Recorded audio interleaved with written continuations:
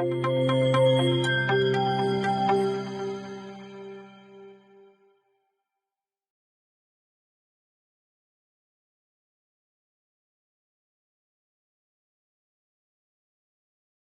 everyone. I think I'll just start with the session. So let me start with what this session is going to be about. So this is a high-level design of Git, okay, which is a well-known version control system. So we will be learning about this.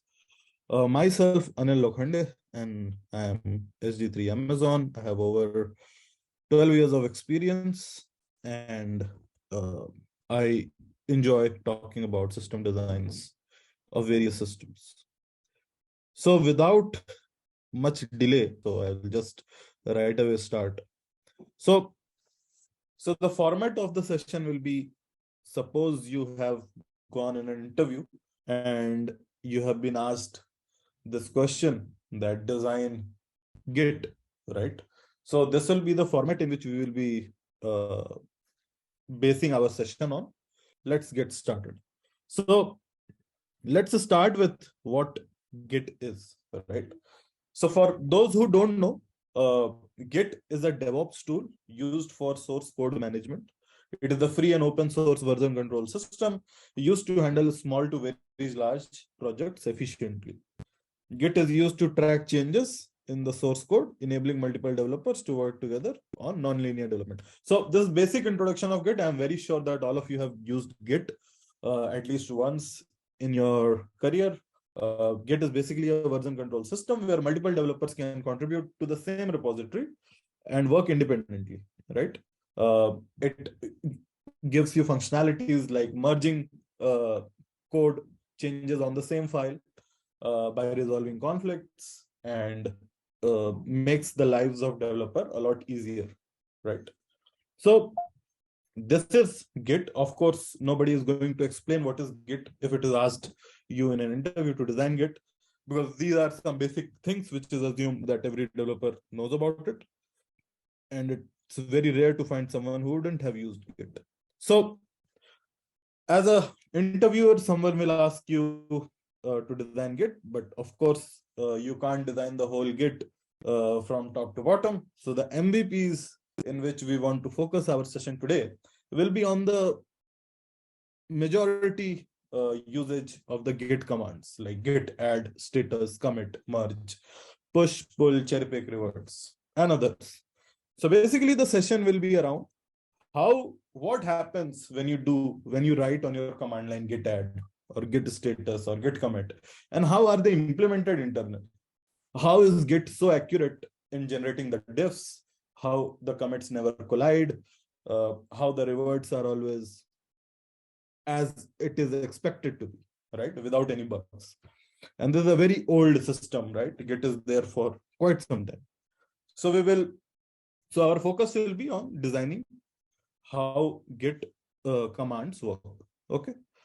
Now, non-functional requirements is something, like I say, that if you are asked in an interview, they will only give you functional requirement. Non-functional requirements are something that you have to think of yourself. So non-functional requirements here would be that the system has to be highly available. Fast reads and writes should happen in the repository, and correctness, of course, is the most important factor in any version control system implementation. So now with this information, before we start any design of Git, there are two things which I want to convey. So Git is a very technical topic in which you are system designing. So firstly, it is expected that you know what is Git, and you know some basics like what is SHA-1 hash, which is probably the basic building block of Git, right? So generally these type of questions are asked in a senior level interview loop, right? It generally won't be asked in a mid or junior level interview because this is quite a complex topic in itself, and it is assumed that somebody coming in for a senior level will know in detail about what Git is and what SHA-1 hash or something like this is. So for the sake of today's session, I will just explain like I explained Git. SHA-1 hash in very short term. You can read the description, but you can think of it like a simple hash. So if you give me a file which has thousands of lines of code, then SHA-1 hash will every time generate a unique hash for different contents. So let's say there are two files which have different contents. So the SHA-1 hashes will be different. And let's say there are two files with the same content, right? Let's say you copy paste a file and you just change the file name. Then because SHA-1 hash is based on the content of the file, the hashes will always be same. So this is what a SHA-1 hash is. Some properties of a SHA-1 hash, that it is a hexadecimal number with 40 digits, right? And it is a very accepted hashing algorithm like US Federation of Information Processing and other places recognize SHA-1 hash as a proper hashing or encryption mechanism. So, like I said, this interview question is an example of system design of a command-based SDK. Okay, another thing that this is not your typical. So far you have seen us design Google Lens, live streaming services, and whatnot. All of those were based on the microservice architecture, right? Git system design will be mainly focused on the client SDK, which is doing the magic, right? Git status, Git commit, and all of this work even offline. So how are these client SDK written? What are the objects used inside Git? And how can we implement a similar version control system if we want to, right? So our focus will be mainly on the design of this command-based SDK rather than simply thinking about how Gits handle scale. So after this session, you'll simply realize that there is no like major API or something which is behind Git, which is making all of this happen. Rather, it is entirely in the Git SDK that all the magic happens. Okay, so let's move ahead. So let's start with what's the first thing that you'll think if this has been asked to you in an interview. So the first thing that Git controls is a repository, right? A repository is nothing but a folder which has code. Cool. So I have got a confirmation that people are able to see my entire screen. Thank you. So now let's proceed with this. That Git's basic thing is that it controls a repository. And what does really a repository have? A repository has files and folders, and repository also contains all the commits, branches made in the repository. So these are the first point is quite obvious. Second point, we will dive a little more deep, but let's focus on the first point, that a repository has files and folders, and Git's responsibility is to recognize all these files and folders and the changes inside it. For example, if a file name is changed, then that is also a valid change, right? If a content of a file is changed, then of course that will be a change. So any change happening in the file or folder or the hierarchy of the repository is important for the Git to recognize. So the first thing that we will design how Git would internally store is the files and directories. Okay. So now let's start with the basic things. Files have codes and content, right? It can be a txt, it can be a .cpp, it can be a .java, it can be anything. Doesn't really matter to us. To us, it's basically content. So file has some text content, and directories are the hierarchical structure of that folder, right? So folder, inside a folder, there can be multiple folders or multiple files. So that hierarchical structure is maintained by the repository. Okay. Which is very similar to tree data structure. Okay, and we will see that how the data structures and everything come into this place. Linked list is used in Git, trees are used in Git, hashing is used in Git, and algorithms that we have, dynamic programming is used in Git Diff. So all of that we will try to decipher how that happens. Okay, so let's start with the most basic thing, like how file would be stored in Git. So now I want you guys to think a little bit deeper, right? So there is a Git repository which can have multiple branches. Let's say dev and release, two quite famous branches. So the files are generally common across these two branches. Contents of some files are different, right? So if Git starts storing the whole replica of branches, then the then the code base will blow up, right? With more and more branches coming in, it will simply, like, if the dev branch is of 50 MB, then release will also be 50-ish MB, and other branches will also be 50 MB. So when we have thousands of branches, then it's 1000 times 50 MB, and it becomes very hard to manage that size of a repository. Whenever you are doing a push or pull over the network, so much data can't be transferred very quickly.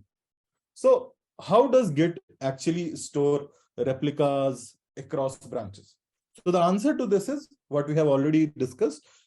Git is entirely based on SHA-1 hash. Okay, and SHA-1 hash, you simply think of it as a hash. Like, a content will be summarized by a 40-digit long hexadecimal string, which is nothing but a hash. It is, you can think of it like a key value pair. Key is the hash and value is the content. Okay, so what Git actually does is that Git replaces all the files with the hashes. So for example, there is a file called readme, which is common in both dev and release, and there is no change, right? Whereas there is a code file, hello world.cpp, which is different in dev and different in release. So the readme will be having a hash, which will be common in dev and release, whereas the hash of hello world.cpp will be different in dev because the content is different in the dev branch, and the content in hello world.cpp in the release is different. So it will have a different hash. So the entire repository will only have two hashes, one hash for the readme and one hash for the hello world.cpp, depending on which branch you are, that version of the hash will be there. And it will have one index table, which will have the hash to file mapping. Okay. So this part is the most important part, and the entire foundation will be built on top of this. So I will just try to use a pen and paper to explain this to you guys. Let me know once my tablet screen is visible. Let's wait. 1 second. Let me reshare.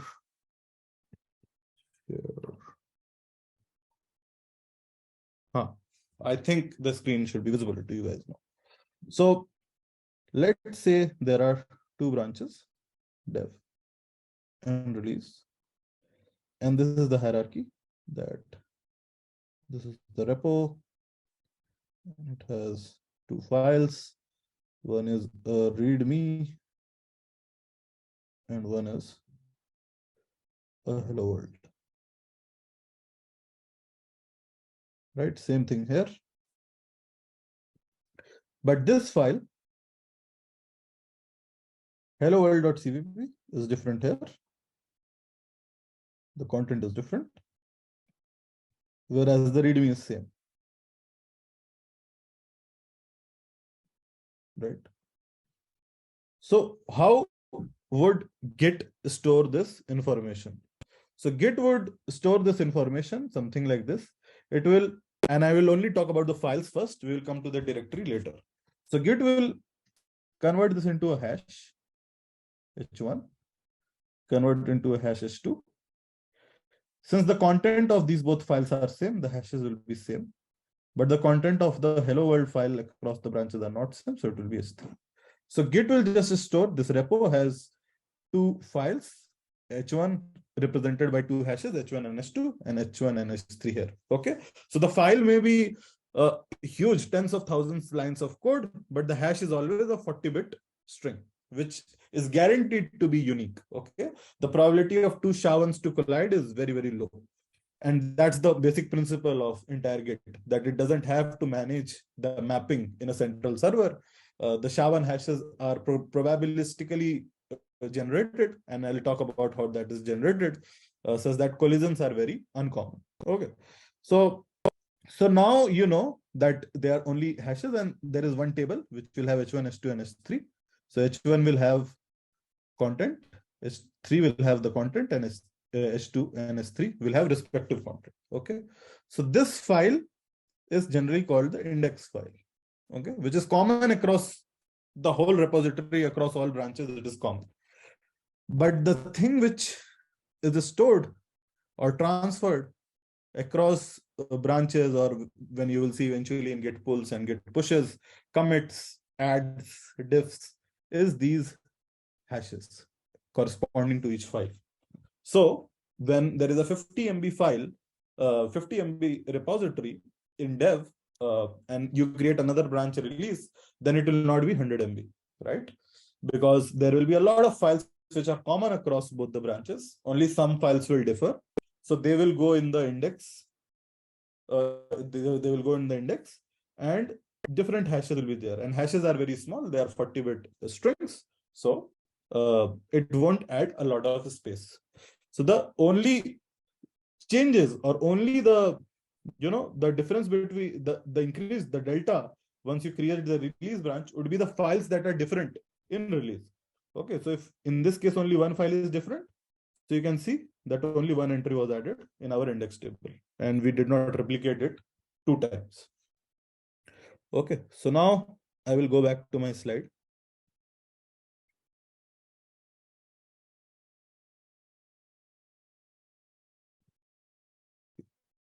Go back.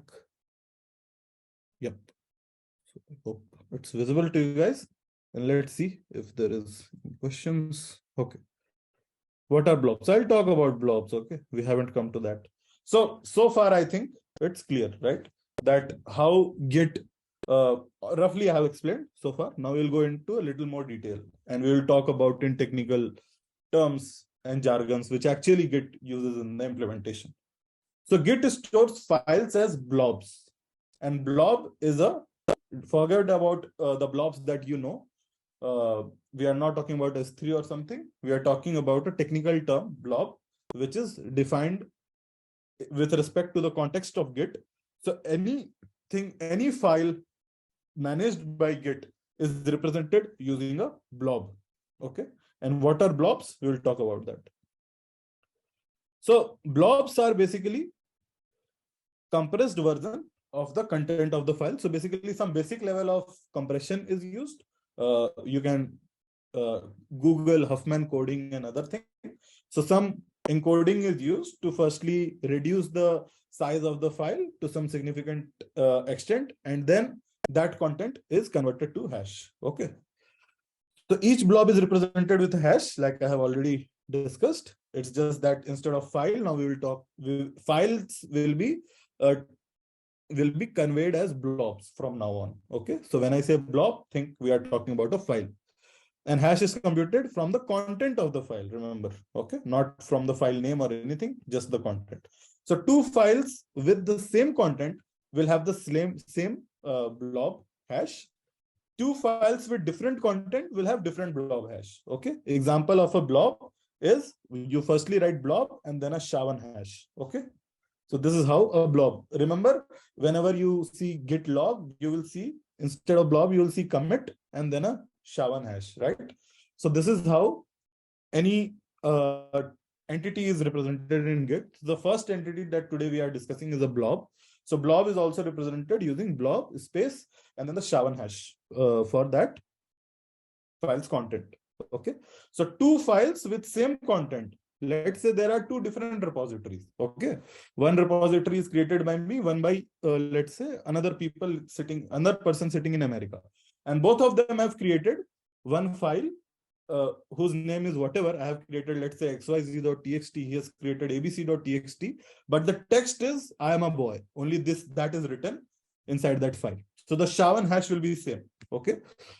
Because SHA hashing, if the content is same, every time it will generate the same hash.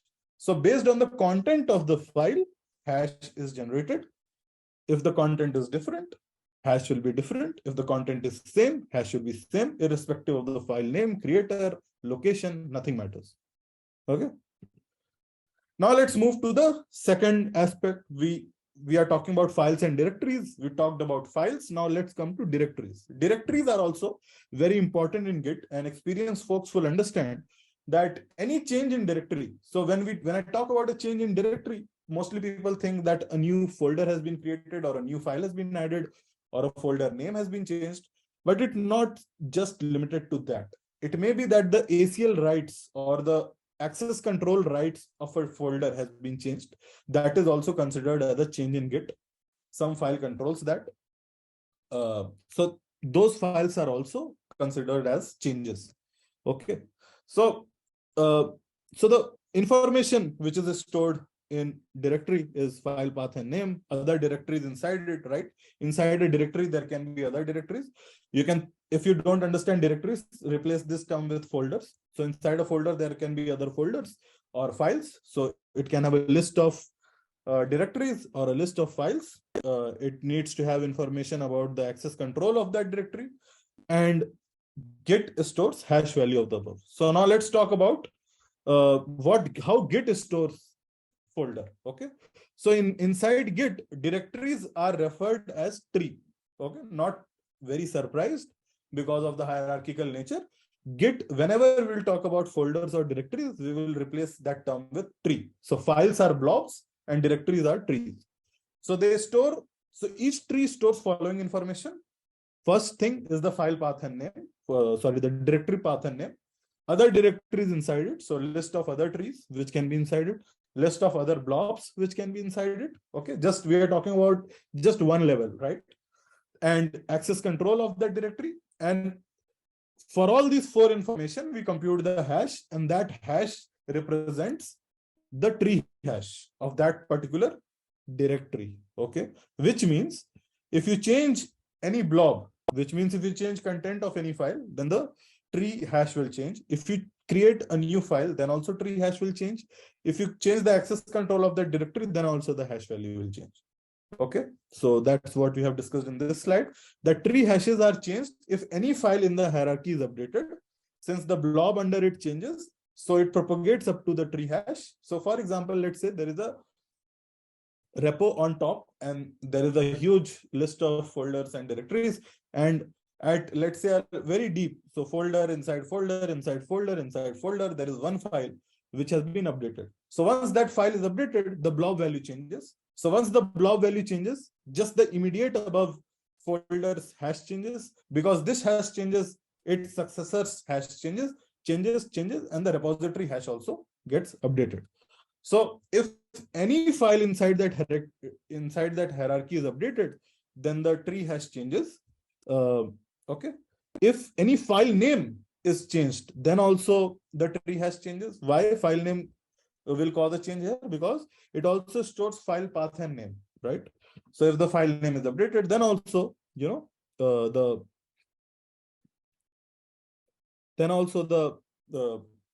file name is changed, then also the tree hash will change. If any access level is changed, then also the tree hash will change. An example of hash here is tree space SHA1 hash. Okay, SHA1 hash is just an example. I have not made sure that it is 40-bit or something. I just type a hexadecimal number. Okay, so remember, blob hash is blob space a hash, and tree hash is tree space hash. Okay, and trees are directories and blobs are files. Okay, now I will pause. I'm seeing a lot of questions. I halted in the middle, so let's see what are the questions. What are blobs? Okay, I have answered that. So hash is related to any change.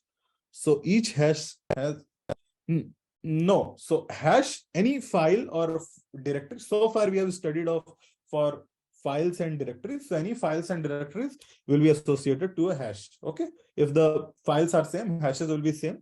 So think in this terms. Okay, if a file name changes, then the tree's hash change. It doesn't change the blob's hash. Yes, each change has a different hash.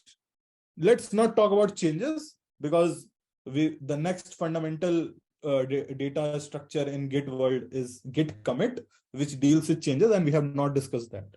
So let's come to that, and then we will talk about changes. Okay, so don't jump the gun. Let's walk step by step. So I will skip questions which are jumping the gun. Blob and hash are one same thing. Yes, you're right. Blob is an object that is stored. Hash is associated with there. They're not the same thing. Yes, blob and hash are not the same thing. Blob and file are the same thing. Okay. Hash is associated. Hash is created for each entity in Git. So far we have studied blob and the trees. There will be other entities like commits, branches, etc. For them also hashes will be generated. So hash is nothing but a key value mapping. Hash is hash. I have already covered in the first slide. What is a SHA-1 hash? And each blob will be associated to a hash. Okay, you can't say that they are the same thing. Okay, this has been answered in the chat itself. Will we get recorded session? Okay, wait guys, we'll talk about all of this later. Blob is same thing.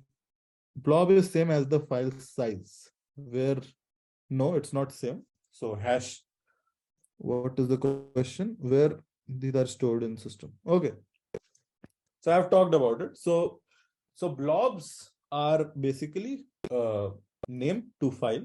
So Git calls each file as a blob. Blob is nothing but, I have already written an example. Blob is this, blob is space hash. Okay, so each file is mapped to a blob, or each file is called a blob in Git's lingo. Okay, and each file is represented by a hash using a SHA-1 hash. So we store an index in which each hash and the content associated to that hash is written, which is common across all the branches.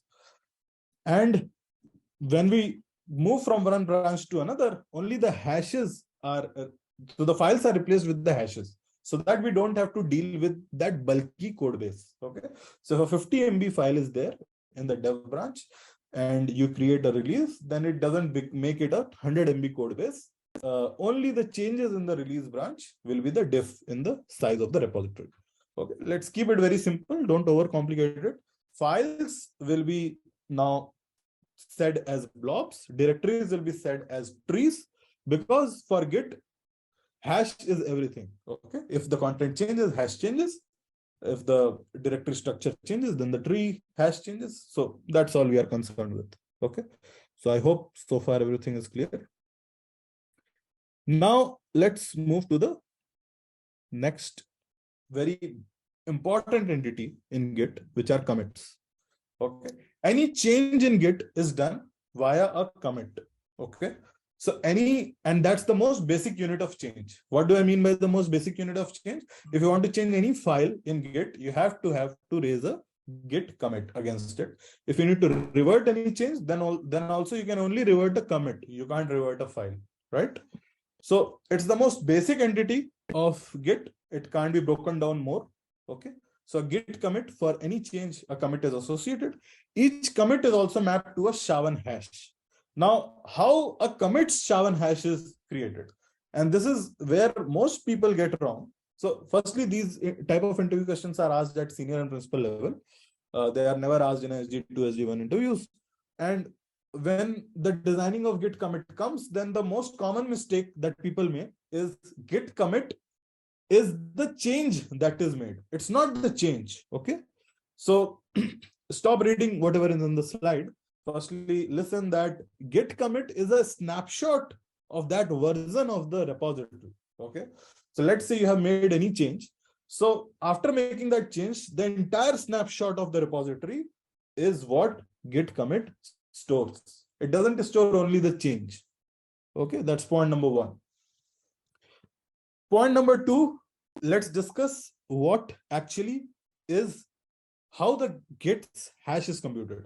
So we know that how blobs hash is computed. We know how a tree's hash is computed, right? Tree's hash is computed via these 5 things that we have discussed, right? Remember these 5 things: file path and name, other directories inside it, other files inside it, access control of the directory. So we take hash of these 4 values. Now we will talk about how a commits hash is computed, and can 2 commits hash collide ever? Let's discuss about it. Okay, so a commits hash, a commit has root tree reference. I said that a commit is associated with a snapshot of the repository and not the change. So how do you get a snapshot of a repository? How do you pass a tree? By its root, right? If in data structure, if I have to give you a tree and ask you to traverse it, how will I give the tree to you? I will just pass its root. If it is in the RAM, I will just give the reference of the root, and you will be able to traverse the entire tree. So the snapshot of the repository is also maintained by a Git commit using the root tree reference. Okay, the repository's root reference is stored in a part of Git commit. Author is another element in Git commit. Committer is another element in Git commit. Timestamp, the moment in which you committed, that is also a part of Git commit. Parent commit. This is, a lot of people don't know that whenever you make a commit, it is over the previous commit. Okay. So the previous commit is as important as anything else. So we also need to know the chain in which the commits are happening, and you will know why that ordering is so important in Git, because that's the entire thing, right? If my commit is before your commit and I have replaced one line with a new line, if you change the ordering, then the whole repository goes for a toss, right? So to maintain the order, each commit also knows the parent commit or the previous commit over which this commit has been made. A commit message, whatever you type in git commit -m goes here. So these 6 things, root, author, committer, timestamp, parent, and message, we take a hash of all of these, okay? And that is the SHA-1 hash of a commit. So now, can 2 commits collide? Which means what all have to collide for that to happen? The tree reference has to be same, which means the file's content and the structure is entirely same of the 2 repositories. The author is same, okay? The committer is same. The timestamp, the moment at which the commit has happened, that is same. The previous commit is same, and the commit message is also same. So all of these 6 things can only happen, and only happen for it to collide. Like if the 2 repositories are exactly the same replica and 2 developers, the same developer, because the author has to be the same, is making the Git commit at the exact same instance, and a lot of things have to fall in the same place for 2 SHA-1 commit hashes to collide, and that never happens. Okay, so far SHA-1 hash commits have never collided, and people have not faced that issue. Okay, so now again I will pause and I will see if there are any questions. 1 second.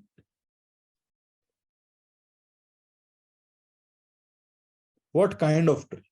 It's a simple tree, an array tree. Okay.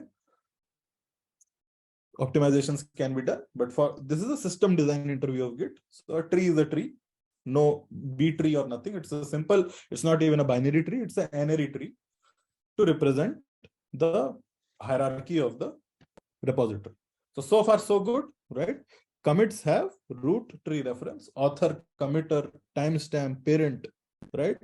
Message, commit message, and using all of these 6 values, a SHA-1 hash is computed. And it is said that it is impossible for 2 different repositories to have the same commit for different changes. It's not possible. Okay. Hasn't happened yet. So what are commits in Git now? Summarizing that, commits are snapshots of the repository, meaning it contains all the hierarchy of files and folders. The content of 2 commits are not repeated, like I have said, right? Instead of the actual file, we use blobs. Blob is just a hash. The corresponding mapping of hash to the file content is maintained separately by Git. Okay. Again, very clear cut. I'm conveying it thrice so that this question is not asked again, that we play with hashes and not the actual file content. The actual file content and hash mapping is stored separately, which is a common, which is called Git Objects and references. We'll talk about what are Git Objects and Git Refs and objects. But let's not skip the gun. Let's go step by step. So all commits are snapshots of repository, but only contain hashes. The actual file content is not stored in the commit. Okay. The commits do not store the changes made. Commits are snapshot of the entire repository. Okay. At that particular version. Okay.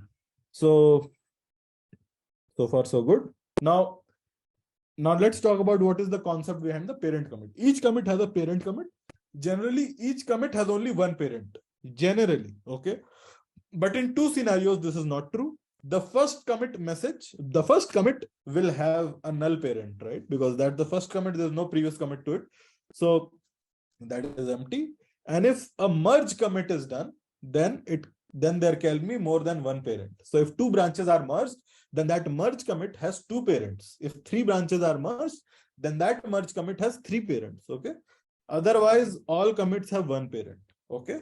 So for the vast majority of use cases, you can visualize commits as a linked list. Okay.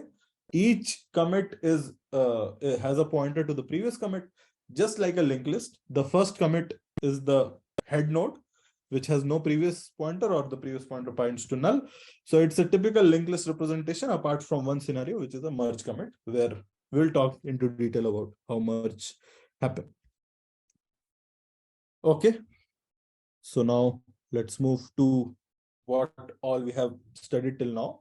So Git fundamentals. So for the scope of this today's problem, we will only focus on the three entities: blobs, which are nothing but files. They are hash of the content of the file. Trees, these are hash of all the files, folders, and content inside them. Using a tree, you can traverse the whole hierarchy, right? If you have the root of the tree, then you can traverse the whole hierarchy. Commits, these are hash of the author, committer, tree, parent commit, and timestamp. Using the previous commit, we can track the change in this commit. So if you know the previous commit and you know this commit, then by traversing the snapshot of these two versions of the repository, you can compute the change. Okay, but change is not stored. So indirectly, you can compute the change. And there is a tree reference with which you can see the entire repo snapshot of the commit. Okay. So now let's move forward.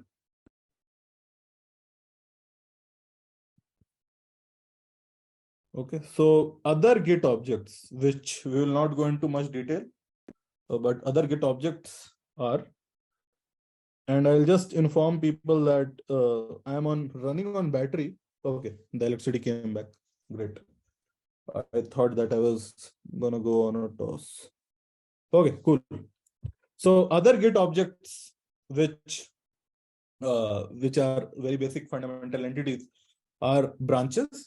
So each branch is linked list of commits are defined as a branch, and a branch is represented by the top commit, which is the head node. Okay. So how many of you have noticed head written? Okay.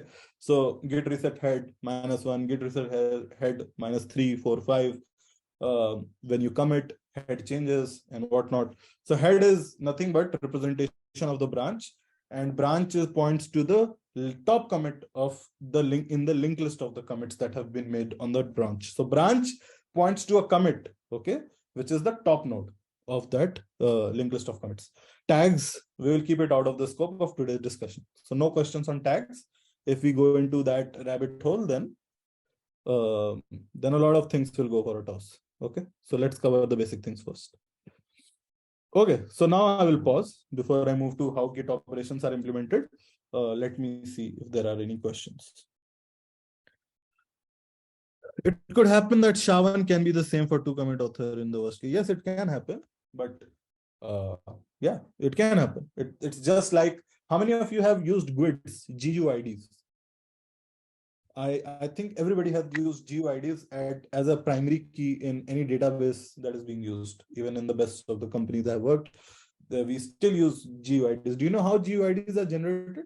There is no authority which gives us a GUID which is always unique. Each alphabet in that GUID, which is I think 64 characters, is randomly generated. And the entire concept of GUID is that when you generate each character using random number generator, right? Then for two GUIDs to collide, what is the probability? It is 1 divided by 2 power 64, right? And we consider that impossible. Okay, so that's the whole idea behind GUIDs. So GUIDs are generated out of the air, right, by the library inside the code. There is no API call, nothing made. So GITs are generated just like that. So is SHA-1.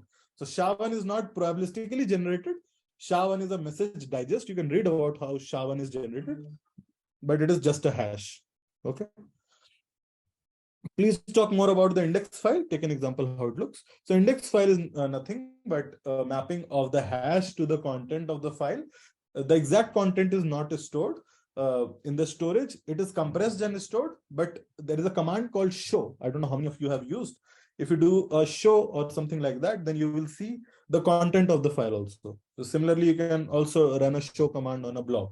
So all of this you can try out in the .git .git entities which are there in any Git repository, and you will see that how Git stores them.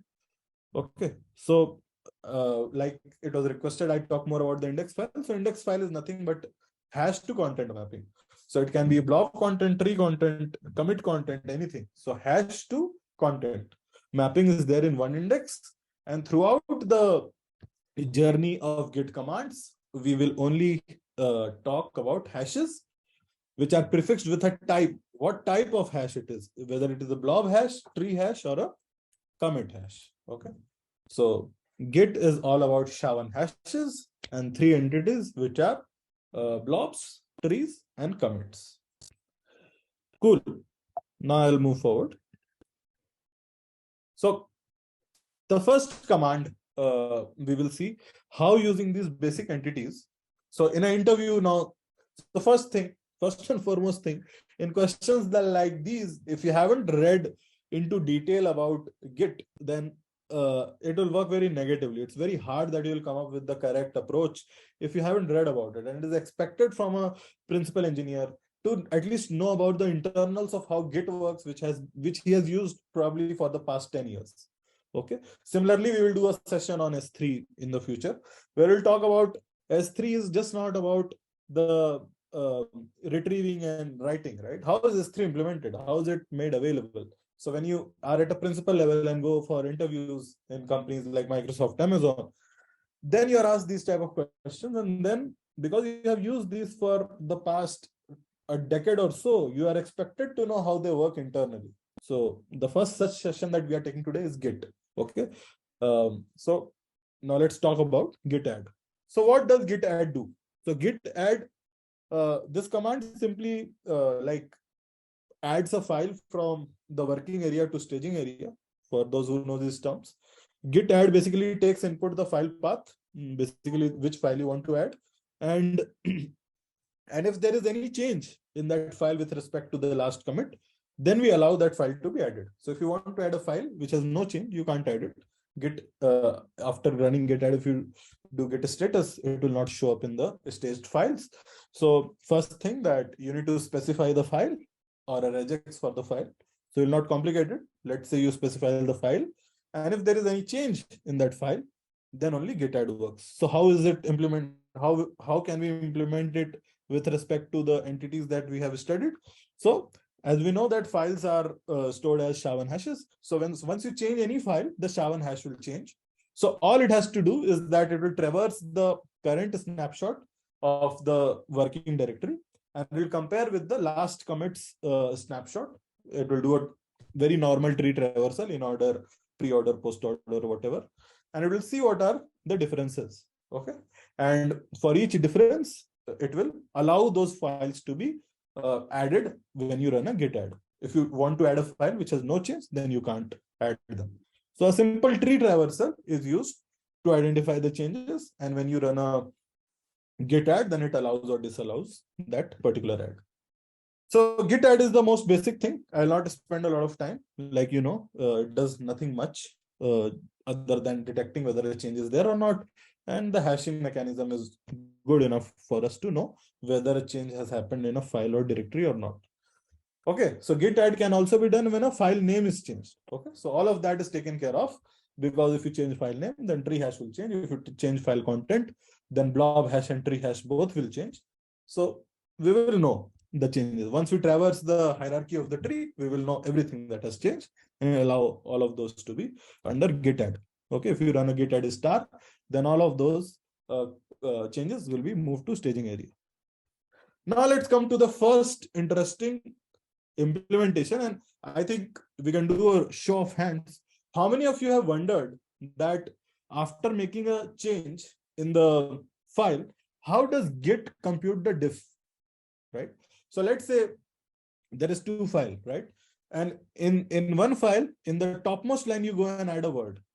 So Git somehow detects that only one line has been added at the top and the entire thing has shifted one level down. And it doesn't show, if it does a line by line comparison, then it will show that each line is different. But Git is smart enough to not do that. It knows that only a subset of lines has been added on top and rest of the file is same. How on earth does Git do that?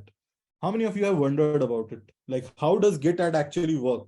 Git Diff actually work? How does Diff actually show the actual diff? Okay, so some people will think whatever lines you are changing, it simply shows that. That's fine. But what about in a pull request, right? When you raise a pull request, then also it shows the difference.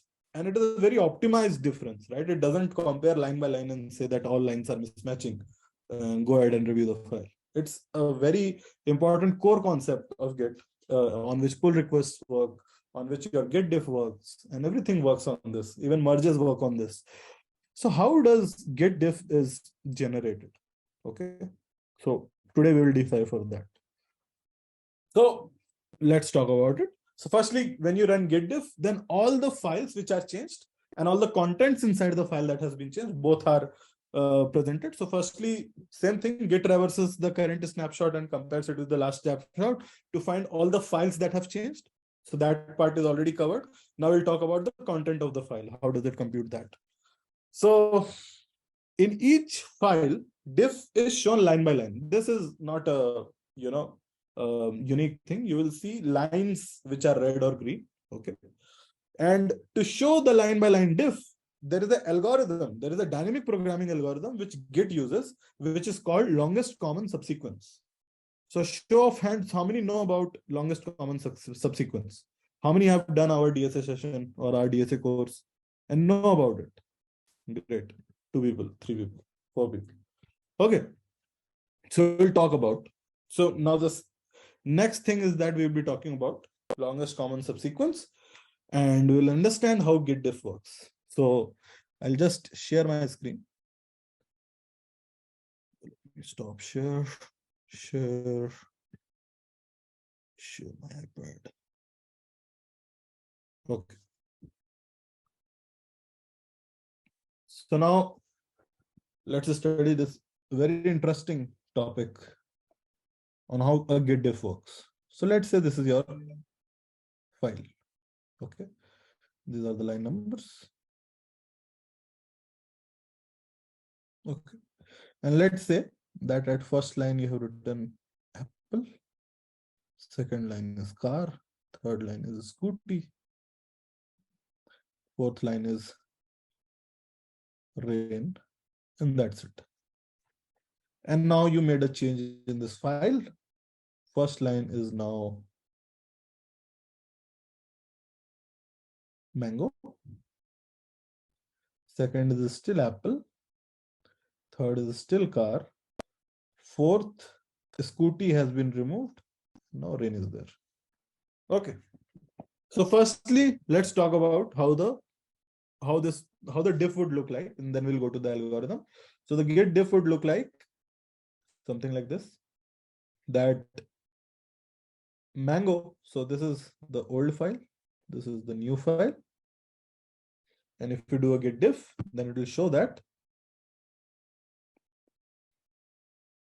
mango has been added, then apple is as it is, car is as it is, then it will show that scooty has been deleted, and then it will show that rain is as it is. So this is how the diff would look like. Now and these are the actual two changes. Mango has been added and scooty has been deleted. But if you do a line by line comparison, is any line same? First line is apple, first line of the new file is mango, second line in old file is car, second line in new file is apple. That's no lines are same. So how on earth is Git able to, give us the diff in such an optimized fashion that it is so easy for us to do a Git review? And here the power of algorithms come, and it's a good answer to people who say that why are DSA questions asked in an interview. It's probably for reasons like this. So we use LCS, which is longest common subsequence. And I will not go ahead and show how we solve this problem. I will tell you what does this algorithm solve. So if there are two, if there are two, so this is how the problem is actually defined: A, B, A, C, D, and A, B, C, A, D. So this is string 1 and this is string 2. The longest common subsequence is the subsequence which is common between both the strings. And subsequence, how is the subsequence defined? Subsequence is defined as a set of characters. So subsequence will be, so I'll tell you what answer here will be, and then we'll tell what a subsequence is. So here the common subsequence will be A, B, A, D, or a common subsequence can also be A, B, C, D. These both are the correct longest common subsequences here. And a subsequence is not a substring. Subsequence is a sequence of characters in increasing order. So A, B, A, D. So in this order, does it occur in string 1? So A first, B second, then A third, C is there, but I don't care about it, then D. So A, B, A, D. In this sequence, it came in string 1. Does the same sequence, does these 4 characters come in the same sequence in string 2? A, B, A, D. Yes, it does. And is this the longest subsequence? Yes, this is also the longest subsequence. So it is the longest common subsequence. So subsequence is a sequence of characters. And in the same sequence, if it occurs in a string, then it is called a subsequence. If it occurs in both the strings, then it is a common subsequence. If it is the longest subsequence, then it is the longest common subsequence. It is solved in order of n square using dynamic programming. I have already covered that in my previous DSA session. So have a look at that and you will get it online also. So now how is it translated here? Okay, so this is LCS. Now how does it translate here? So it translates here like this. So each line is a character. So basically 1, 2, 3, 4 is a string 1, the old file. And the new file is also 1, 2, 3, 4. 1 means apple. So 1 will be apple here, 2 will be car here, 3 will be scooty here, 4 will be rain here. And here 1 will be mango, 2 will be apple, 3 will be car, 4 will be rain. So it's the same problem. Instead of characters, now you have strings, right? So it is the longest common subsequence with, instead of characters, there are strings. So now, in what sequence? Same question, right? So if I write apple, car, and rain, is this subsequence common in both old file and new file? Apple 1, car 2, rain 4, apple 2, car 3, rain 4. Yes, it occurs in this order only. So it is a common subsequence. This is the longest subsequence. Yes, this is also the longest subsequence. So Git goes ahead and rearranges the lines. Now, this is the very important thing. You need to be very careful and listen this last part very carefully. After detecting the longest common subsequence, Git rearranges the lines of the old and new file in such a fashion, which I'm going to show now. So after it knows that apple, so I'll write this file. Apple is common here, right? So it will firstly write mango, line 1. And here it will not even start. It will show this as empty. Then it will write apple here and 2 apple here. So basically we will firstly map the subsequences. And rain here is mapped to rain here. Okay, so we will map the subsequences. So line 2 is here, line 1 is mapped here, 2 of this is mapped to 3 of this. Remember, there is another third line, scooty. So when scooty comes, then there is nothing written here. And when rain comes, then that matches the line 4. So by rearranging, like by placing the subsequences next to each other, so that line 1 maps to 2, line 2 maps to 3, line 4 maps to 4. It makes it visually easier for us to see the differences. And if you have done a pull request, then there are two forms in which a pull request is done. This is called inline view, and this is called side-by-side view. Okay. So side-by-side view mein kuch aisa you will see it. When I change the colors, it will be obvious to you guys. So यहाँ पे mango आ जाएगा, and here will be nothing. Then apple will be in the normal black text. I'm using yellow here. Apple, then car will be car. Scooty will be shown as Scooty here. Here it will be nothing. And then you will have rain here and rain here. So this is called side by side. Sorry, 1, 2, 3, 4. And this is also 1, 2, 3, 4. So this is how the lines are rearranged, right? See, this line 1 here maps to no line number here, right? Line 1 here maps to line 2 here because apple is a common subsequence.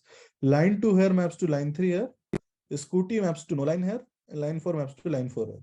So this is how the Git diffs are arranged so that, you know, it's easier for you to spot the differences. And the algorithm which is used behind it is longest common subsequence.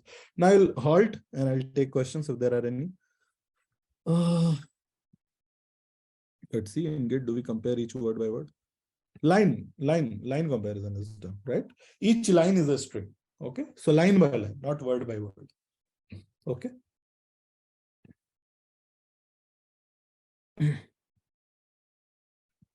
One second.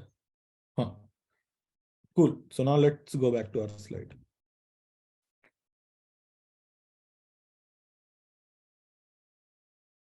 Okay. So Git diff, we're talking about it. And this is another explanation.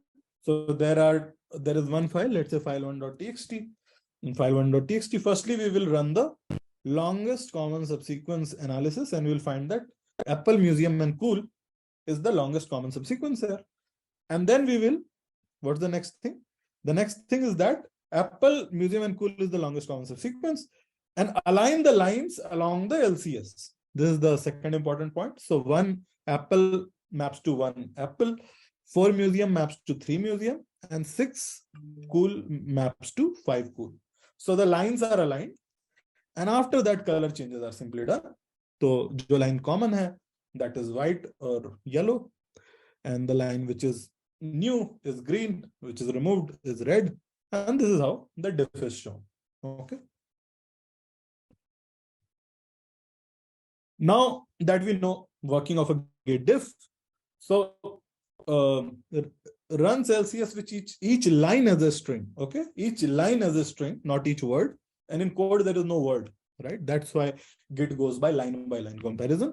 We find the longest common subsequence of the lines. The remaining ones are either added or deleted. Okay. Now we will pause here. Let's see if there is any question. What if on the same line number, strings is added instead of being totally different?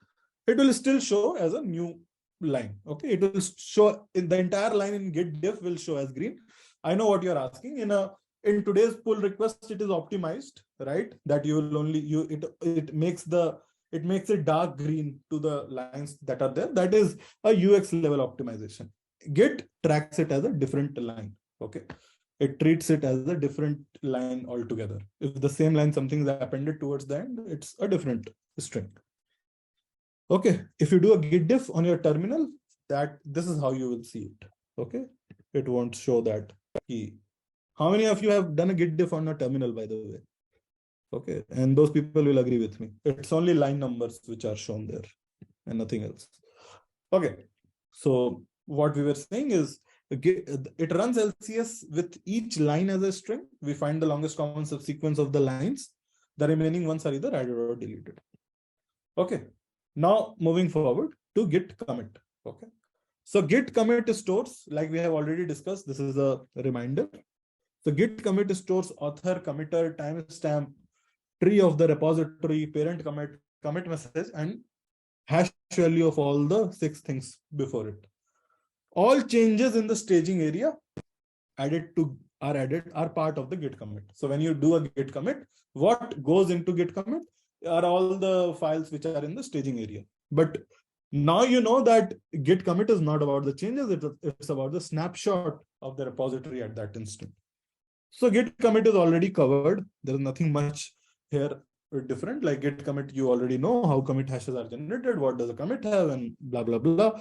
The commits will be important in the subsequent topic, which is git pull and git push. So git pull is by far the most interesting git operation, and I hope a lot of you will appreciate how the internals of git pull will work once you come to know about it. So git pull, I think a lot of you know about it, that git pull is internally 2 commands, git fetch, and after it fetches, it does a git merge. Okay, so either you write git pull, or if you do a git fetch and then write a git merge, they are the same thing. Git pull is a concatenation of these 2 commands. Okay, so what is git fetch? Okay, and before that, I'll pause. I think the question has been asked. Let me see. So sorry for, but when you say snapshot of the repo stored as a diff tree, so I think your question is, what do you mean when I'm saying a snapshot of the repo? Right. So I've already discussed that, but I will just reiterate it. Snapshot of the repo. Firstly, the files are replaced with the blob hashes. Directories are replaced with the tree hashes.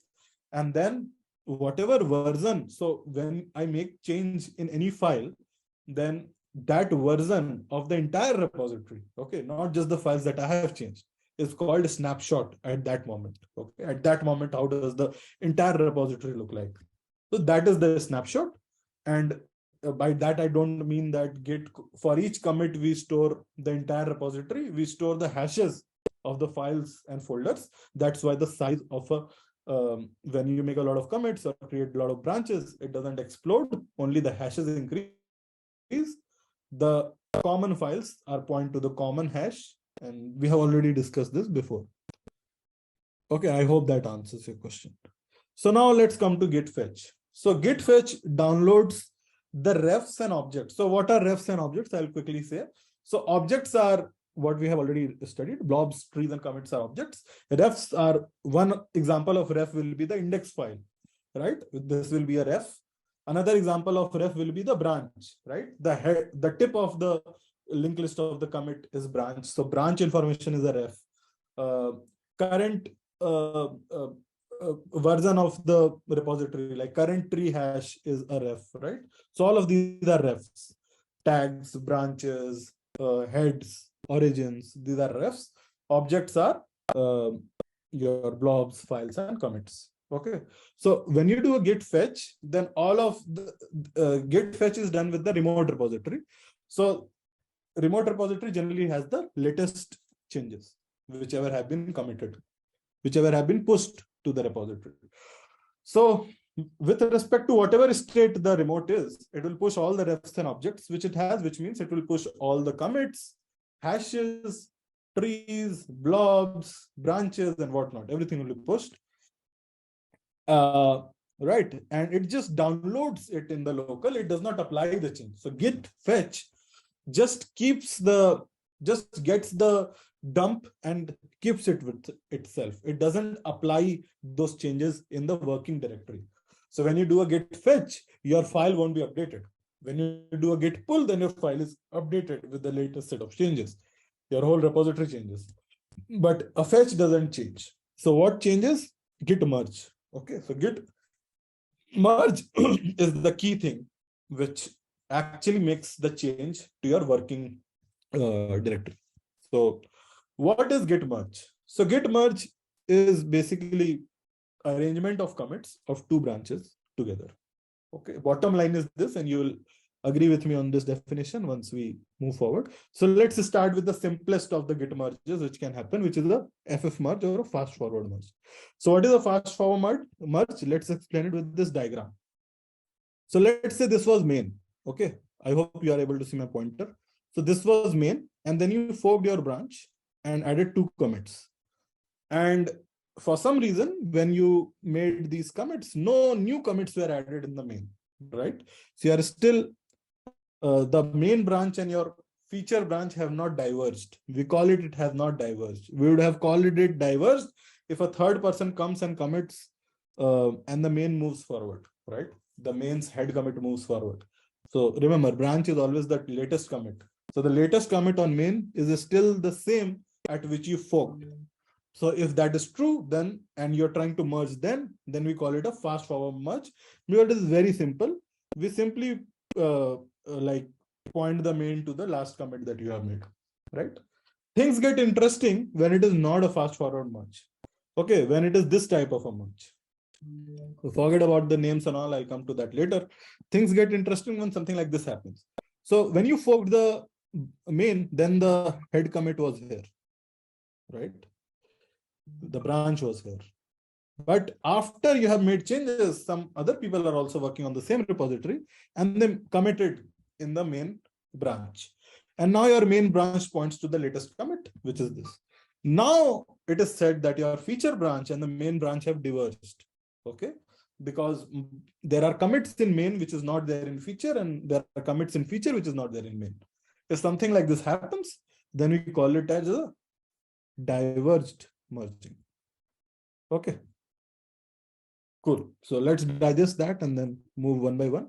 So fast forward merge, like we have already said, that if the local branch is not diverged, meaning the other branch has no new commits after the branch was forked, then the merge is simple, right? It is called a fast forward merge. We simply append the commits of this new branch. We send that information. So we add these commits on top of the commits which had been made in the main, and the main points to this last commit. So all that happens is the ref of main changes and nothing else. So fast forward merge is very simple and cool.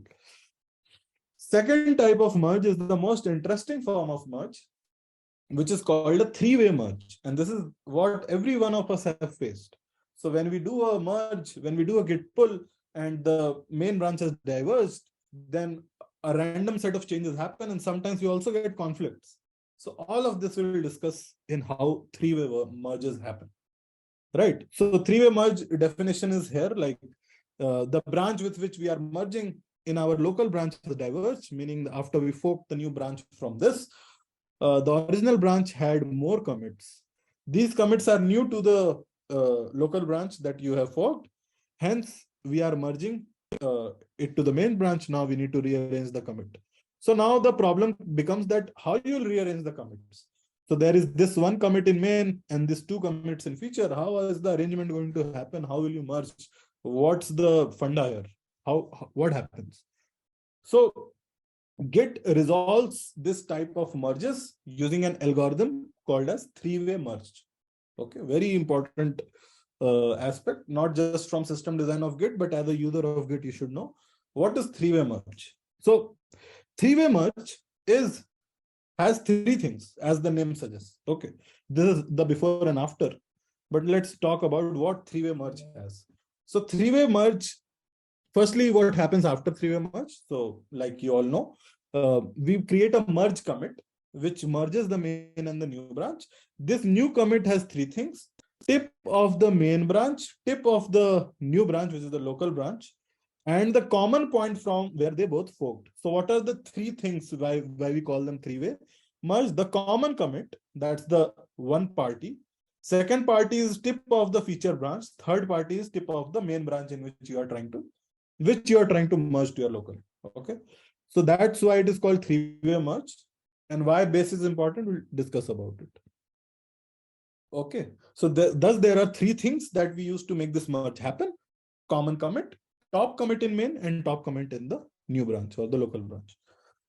So now let's discuss that how three-way merge happens. So let X be the commit hash of the top commit of the new branch. Whenever I say new branch, that's the local branch. Okay, I'm saying it new branch so that it's easy for you to understand. This was the new branch which you forked out of the main. So let X be the top commit there. Let Y be the top commit in the main branch because they have diverged now.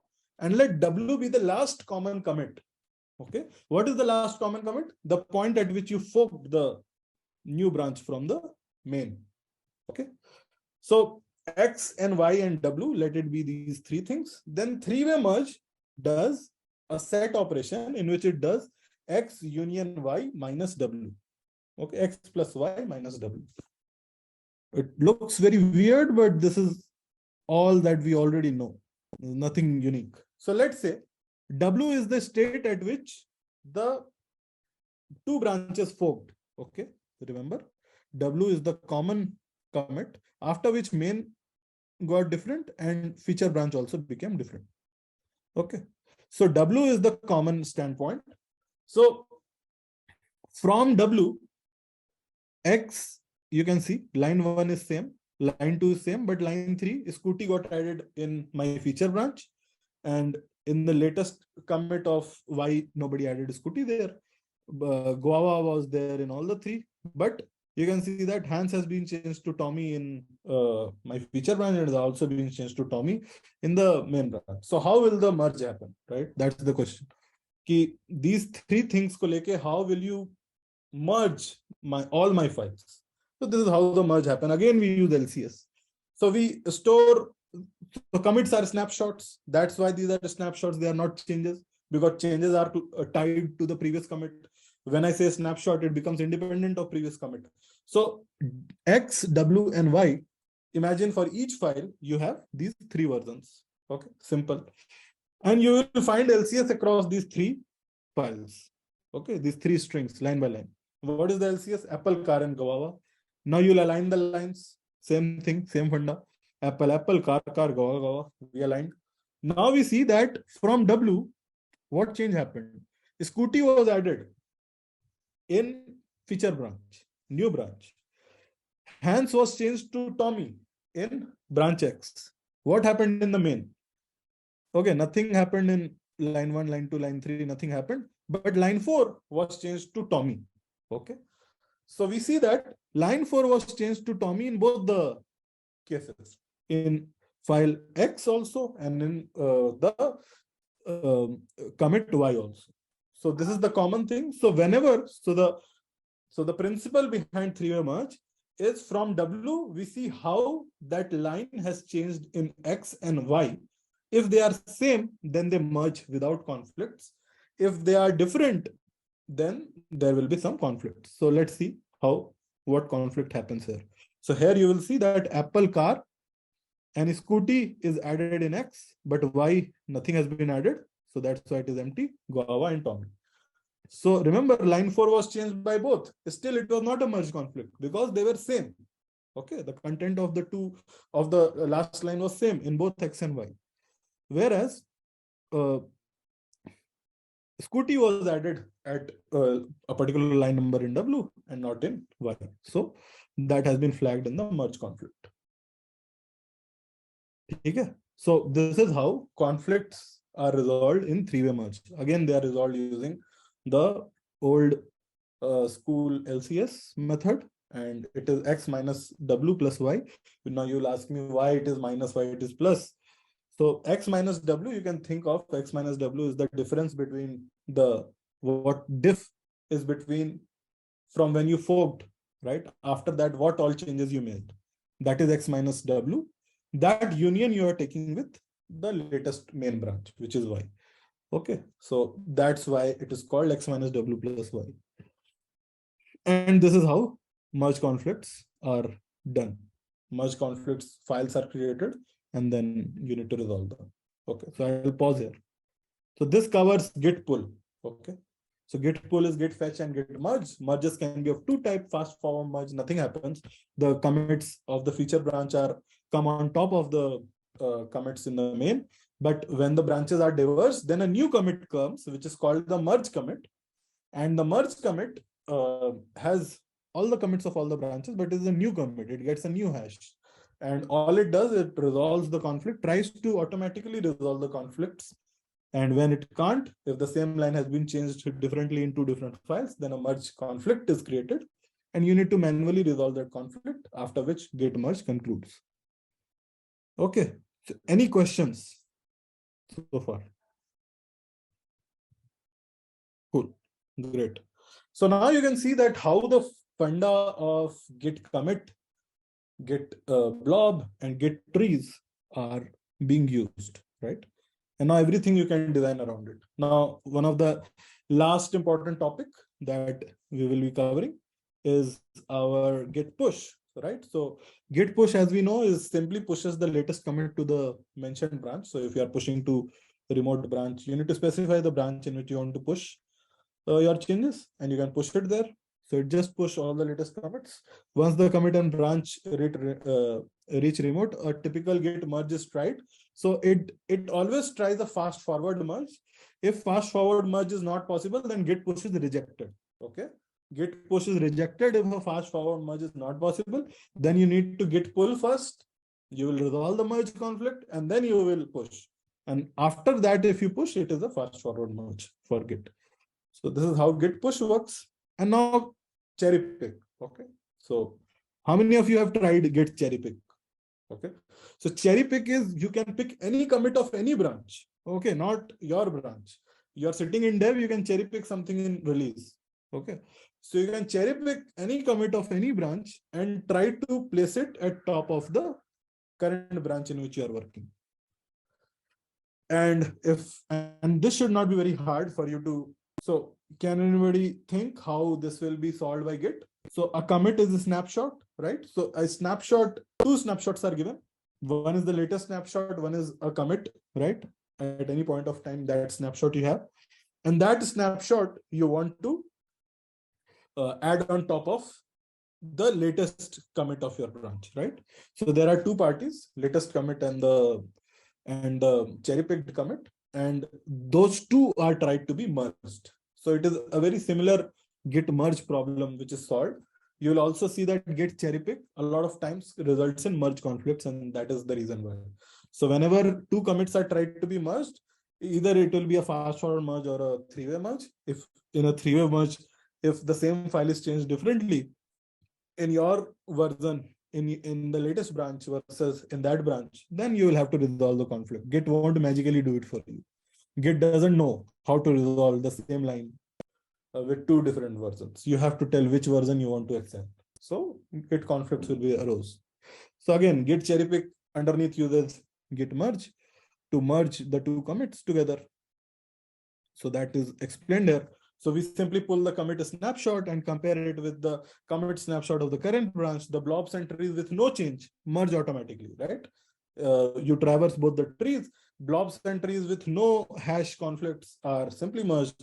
The blobs and trees with changes are tried to be merged. If during the merge, if any of these files conflict, then it fails. Otherwise, it succeeds. So if it fails, then you need to resolve the merge conflict. Then Git also generates the conflicted file, which you have to resolve. Okay. So Git makes our life so much easier, right? Again, Git revert. Git revert is a very different thing. Before that, there is one question. What would be W for cherry pick? W for cherry pick. That's a very interesting question, right? What would be W? So again, W will be the same thing. Whatever is the common point between the two branches, right? After all, they are branch of the same repository. So whatever will be the last common commit between them will be the W. Okay. Now coming to Git revert.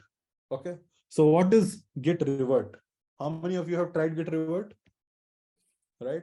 Revert commit, right? When you have pushed something to remote and you are trying to revert that, that's called a Git revert.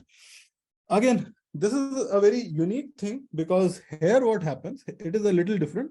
Here comes the concept of patches. So what is Git revert? Let's understand that. Any commit that you have made will have a commit hash. You can pass that hash in Git revert and that commit will be reverted. Okay, Git will try to revert that commit.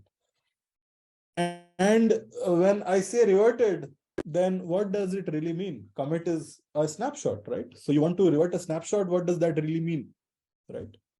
So it means nothing but the changes that you made. Here you will have to get the patch that was changed. So remember, each commit has pointed to the previous commit like a linked list. So between the previous commit and the commit that you want to revert, Git will try to generate a patch. Okay, what files were changed, and those changes will be created as a new commit on top of your branch. Okay, the new revert commit will be raised. One example I will give. Let's say there are 10 lines in a file, and one line had apple, which has been changed to car. Okay, and this commit we want to revert, which means that now that car will not be there, now apple will be there, right? So how can we do that? So Git has to find the patch, like what was changed in this Git commit when apple was changed to car. So it will do a hash, it will get a hash mismatch. Once it get a hash mismatch, it will do a Git diff. Git diff will do a lowest common subsequence algorithm, and it will find out that, great, only one line was changed, and earlier it was apple, now it is car. This patch will be reverted. So apple was replaced with car, now car will be replaced with apple. And this change in this file will be added as a Git commit on the top of this branch. So this is a different concept. That's why I have made it a separate topic. Like here patches are computed and those patches are reverted, right? Unlike in other things like in cherry pick or git merge, merging was happening, here patches are computed. This is finally where changes are used in git revert. Okay, so we've already discussed. So now let's come to the conclusion. Okay, so this was a system design interview. You were asked what is, right? You were asked to design Git, right? And the main part of the design was the client SDK, right? So client SDK has 3 entities, right? Which we discussed: trees, blobs, and commits. And using them, you can have the functionality of all of the Git commands. But there is second aspect as well. Okay. And what's the second aspect? The second aspect is the remote repository. And where is the remote repository created? Remote repository because we are studying Git system design, so it will be created on GitHub, right? It will be hosted on Git servers, which is called GitHub. The website is GitHub. There you can go and create a new repository. And then you have to install client SDK in your local device, and then you can clone that repository and start development.